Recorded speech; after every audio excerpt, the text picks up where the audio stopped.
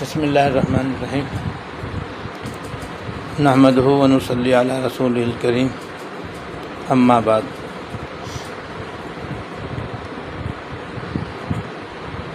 اللہ تعالیٰ کا بڑا فضل و کرم ہے کہ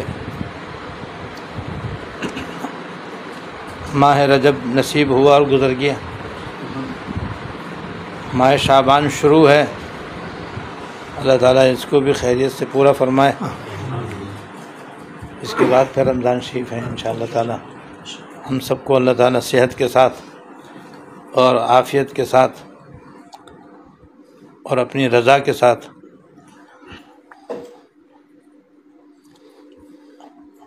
اور اپنی عبادت و طاعت کے ساتھ اپنی رحمتوں اور مغفرتوں کے ساتھ رمضان شریف نصیب فرمائے۔ رجب کا چاند نظر آنے پر حضور صلی اللہ علیہ وسلم سے ایک دعا ثابت ہے، وہ ہمیں مانگنا چاہیے۔ اس کے عربی الفاظ اگر یاد ہو جائیں تو زیادہ اچھا ہے، اگر یاد نہ ہو تو کوئی غم کی بات نہیں، اردو میں مانگیں۔ وہ دعا یہ ہے: اللہم بارک لنا فی رجب و شعبان وبلغنا رمضان۔ اللہم بارک لنا فی رجب و شعبان وبلغنا رمضان۔ اللہم بارک لنا فی رجب و شعبان وبلغنا رمضان۔ اس کا ترجمہ یہ ہے کہ یا اللہ ہمیں رجب اور شعبان کے مہینے میں برکت عطا فرما اور رمضان شریف ہم کو نصیب فرما۔ یا اللہ رجب اور شعبان کے مہینے میں برکت عطا فرما اور ہم اس کو رمضان شریف نصیب فرما۔ تو اس کو مانگیں، برابر مانگتے رہیں، اس لیے کہ کسی بھی نعمت کے حاصل کرنے کے لیے دو باتوں کی ضرورت ہے۔ کسی بھی نعمت کے حاصل کرنے کے لیے، چاہے وہ دنیاوی نعمت ہو یا آخرت کی نعمت ہو، اس کے حاصل کرنے کے لیے دو باتوں کی ضرورت ہوتی ہے، ایک دعا کی، دوسرے محنت اور کوشش کی۔ بس کامیابی کے یہ دو پہیے ہیں، جس کے یہ دونوں پہیے چل پڑیں منزل کامیاب ہے، منزل قریب ہے، کشتی پار ہے، یعنی اس کام میں آپ کو انشاءاللہ ضرور کامیابی ہوگی، چاہے دنیا کا جائز کام ہو یا آخرت کا کوئی نیک کام ہو۔ بس ہمت کرے آدمی، کوشش کرے اور گڑ گڑا کے دعا کرے۔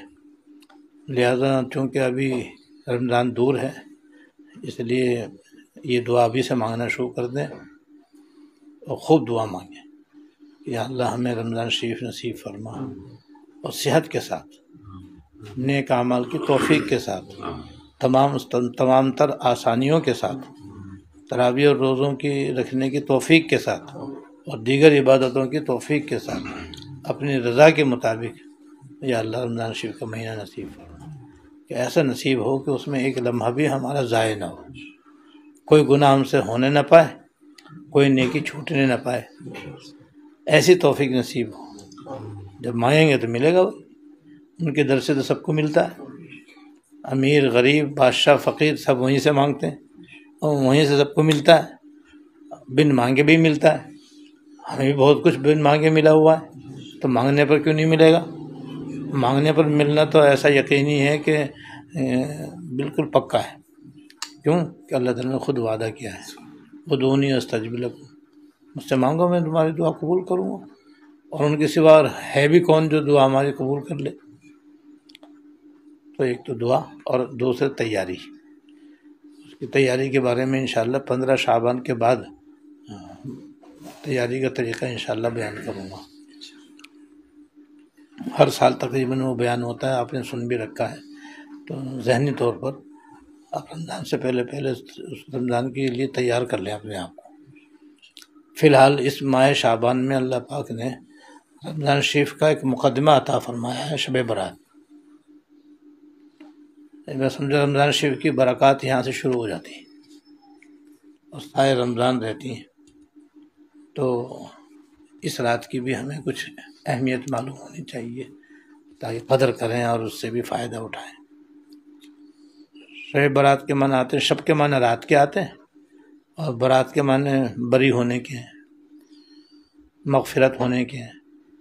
تو شب برات میں چونکہ بے شمار لوگوں کو اللہ تعالیٰ دوزخ سے بری فرماتے ہیں، اس لیے اس کو شب برات بھی کہتے ہیں، شب مغفرت بھی کہتے ہیں۔ اور یہ سال کی 5 مبارک راتوں میں سے ایک رات ہے۔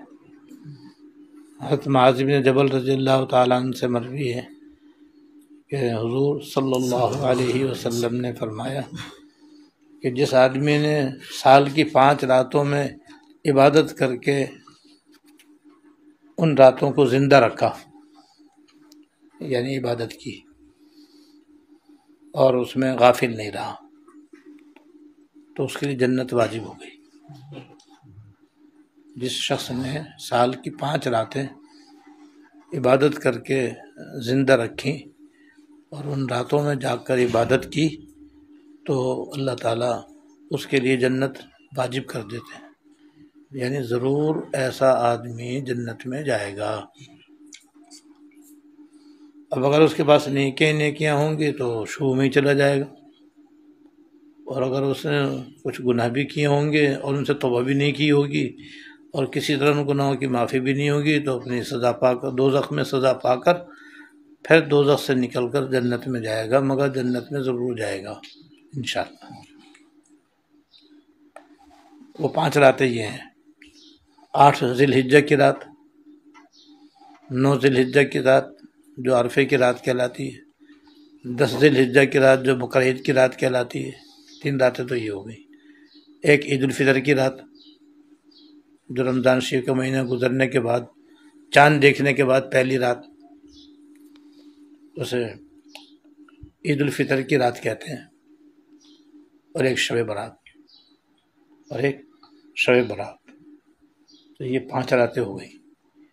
ان راتوں میں جو جاگے گا اور زیادہ سے زیادہ عبادت کرے گا تو اللہ تعالیٰ اس کے لیے جنت لازم کر دیں گے اور واجب کر دیں گے۔ اب اس سے بڑی فضیلت اور کیا چاہیے؟ ہم تو ہرگز جنت کے لائق نہیں ہیں۔ ہم تو کیا ہوتے ہیں، حکیم علوم مولانا تھانوی رحمۃ اللہ علیہ، جن کو اللہ پاک نے 14ویں صدی کا مجدد بنایا ہے، 1000 سے زیادہ ان کی کتابیں ہیں، 350 ان کے چھپے ہوئے واعظ ہیں، 12 جلدوں پر مشتمل ان کے ملفوظات ہیں، اور بیان قرآن کی تفسیر انہوں نے لکھی ہے۔ فتاویٰ کے اندر 8 جلدیں ان کی امداد الفتاویٰ کے نام سے مشہور ہیں، اور ایک ایسی کتاب انہوں نے لکھی ہے کہ تاریخ اسلام میں اس کی نظیر نہیں ملتی، وہ ہے تربیت السالک، کہ جتنے لوگ حضرت سے اپنی اصلاح کرواتے تھے، اپنے حالات لکھتے تھے، حضرت ان کے سوالات کا اور ان کے حالات کا جواب لکھتے تھے، اس پر بھی ایک کتاب حضرت کی لکھی ہوئی ہے اور جمع کی ہوئی ہے، اس کا نام ہے تربیت السالک، 4 جلدوں میں ہے یہ۔ تاریخ اسلام میں ایسی کوئی کتاب نہیں ہے۔ اتنے، اور پھر ہزاروں لاکھوں کی کایا پلٹ دی، بے شمار ان کے خلفاء اور مریدین انگنت اور بے شمار، اور اب تک حضرت کا فیض جاری و ساری ہے، اب پوری دنیا میں پھیلا ہوا ہے۔ ان کا ارشاد ہے، اور وہ یہ کہ میں اللہ تعالیٰ سے یاد نہیں کرتا کہ مجھے جنت میں داخل کر دیں، میں اس لائق نہیں ہوں، لیکن دوزخ کی آگ کا بھی مجھ سے تحمل نہ ہو سکے گا، اس لیے میری درخواست ہے کہ بس جنتیوں کی جوتیوں میں جگہ دے دیں، تو میرے لیے یہ سب کچھ۔ اللہ، تو اتنے بڑے مجدد جو ہیں وہ تو یہ دعا، تو ہم اس قابل کا، ہم تو اس سے بھی گئے گزرے ہیں، ہم تو حضرت کی جوتیوں کے برابر بھی نہیں ہیں۔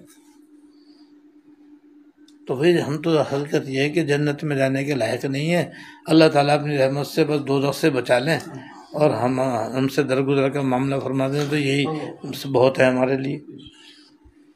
لیکن اللہ تعالیٰ نے اپنے مہربانی سے اور محض اپنی رحمت سے اللہ تعالیٰ نے اپنے ذمے یہ واجب کر لیا ہے کہ جو ان 5 راتوں کو عبادت میں گزارے گا اس کے لیے ضرور جنت میں جانے کا فیصلہ ہے۔ اس لیے یہ رات ایسی زبردست آ رہی ہے، قدر کرنی ہے اس کی۔ اور دوسری حدیث میں یہ ہے کہ اللہ تعالیٰ حضرت معاذ بن جبل رضی اللہ تعالیٰ عنہ سے مروی وہ فرماتے ہیں کہ حضور نے فرمایا کہ جب شب برات ہوتی ہے اللہ تعالیٰ اپنی ساری مخلوق کی طرف نظر رحمت ڈالتے ہیں اور اپنی ساری مخلوق کو بخش دیتے ہیں، یعنی مسلمانوں کو اور اہل ایمان کو، سوائے مشرک اور کینہ رکھنے والے کے۔ ان دو آدمیوں کی بخشش نہیں ہوتی، جس کے دل میں کینہ ہو اس کی بھی بخشش نہیں ہوتی، اور جو خدا نخواستہ کفر و شرک میں مبتلا ہو اس کی بھی بخشش نہیں ہوتی۔ اور دوسری روایت میں یہ بھی ہے کہ جو مسلمان مرد اپنی شلوار ٹخنے سے نیچے رکھتا ہے اس کی بھی بخشش نہیں ہوتی، اور جو اپنے والدین کو ستاتا ہے اور ان کو تکلیف پہنچاتا ہے اس کی بھی بخشش نہیں ہوتی، اور جو شراب پیتا ہے اس کی بھی بخشش نہیں ہوتی، اور جو ناحق کسی کو قتل کر دے اس کی بھی بخشش نہیں ہوتی۔ البتہ یہ ساتوں آدمی اگر سچے دل سے توبہ کر لیں تو ان کی بخشش ہو جائے گی، مگر اس رات میں ان کا گناہ اتنا سخت ہے کہ اس مبارک رات میں بھی ان کی بخشش نہیں ہوتی، یعنی اس وقت نہیں ہوتی جب یہ گناہ میں مبتلا ہوں اور اس گناہ سے توبہ نہ کریں تو ان کی بھی بخشش نہیں ہوگی، البتہ توبہ کر لیں گے تو ان کی بھی بخشش ہو جائے گی۔ تو بھی ایسی مبارک رات آ رہی ہے، اسی لیے علماء کرام نے فرمایا ہے کہ شب قدر کے بعد سال کی تمام راتوں میں سب سے افضل رات شب برات ہے۔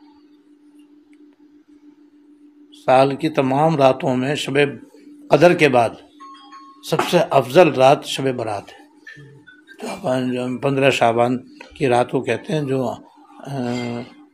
آئندہ منگل کی رات ہوگی انشاءاللہ تعالیٰ۔ تو بھئی ہم سب کو چاہیے کہ اس مبارک رات کی تیاری کریں اور اس مبارک رات کے آنے سے پہلے تمام گناہوں سے توبہ کر لیں اور اپنے آپ کو ذہنی طور پر تیار رکھیں کہ انشاءاللہ تعالیٰ ہم یہ رات ضائع نہیں کریں گے اور اس کو گنوائیں گے نہیں۔ مغرب سے لے کر فجر تک بس اپنے آپ کو عبادت میں مشغول رکھنا ہے، اس کا طریقہ میں انشاءاللہ تعالیٰ آئندہ ہفتے کو اللہ تعالیٰ نے توفیق دی تو بیان کروں گا انشاءاللہ، اور باقی فضائل بھی آئندہ انشاءاللہ بیان کیے جائیں گے۔ اللہ تعالیٰ ہم سب کو توفیق عطا فرمائے۔ وآخر دعوانا الحمدللہ رب العالمین۔